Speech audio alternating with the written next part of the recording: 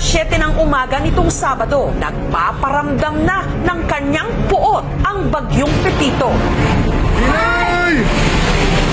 Kahit kasi nasa karagatan pa ito,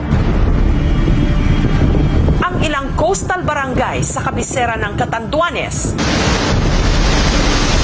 hinampas na ng malalakas na alon.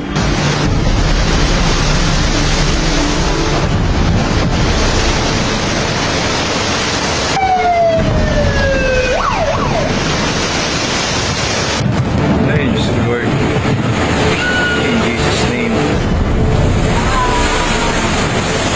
Around 6 a.m., medyo umaangat na yung tubig. Simpleng baha lang siya, parang simpleng apaw lang. Grabe na po, grabe na ini bako na yung tol. Biglang tumataas na yung dagat hanggang sa bumabaha na dun sa buong Boulevard area. Ang alon na may taas na 1 metro, galit na humahampas sa seawall.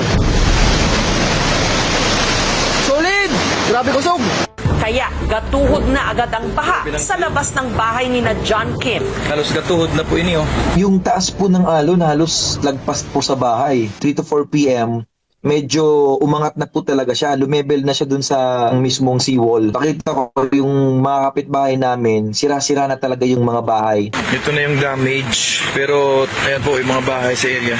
May storage room din kasi ako dun sa area. Chinek ko na rin. Talagang sira na po talaga siya. Ang mga otoridad nagsagawa agad ng preemptive evacuation. Sina John Kim, pansamantala munang nakisilong sa isang inn. Ayaw na raw kasi nilang maulit ang naranasan nilang bagsik ni Bagyong Rolly taong 2020. Oh, boss! Paray, palat muna. Pati ang bayan ng Tiwi sa Albay, nagmistulang dagat nung pumasok ang tubig sa mga kabahayan. Oh, boss! Paray, palat muna. Pero ayon sa Pag-asa, hindi pa ito storm surge o daluyong, kundi ang tinatawag na swelling, palatandaan na may paparating na bagyo. Ang bangkang ito naman, parang laruan lang na inanod ng tubig. Hanggang ang super typhoon, tuluyan na ngang naglandfall sa Catanduanes. Nagngangalit ang ulan, pati na ang hangin.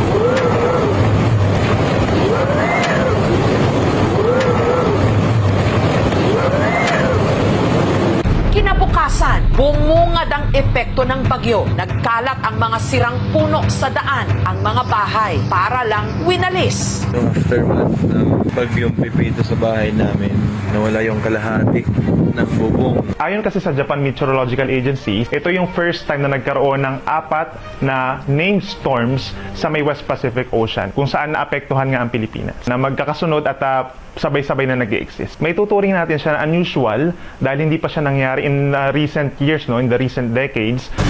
Daanan ng mga bagyo ang Pilipinas. At sa taong ito, kotang-kota na tayo. Ngayong buwan lang na ito, parang may parada ng bagyo sa Pacific Ocean papunta dito sa ating bansa.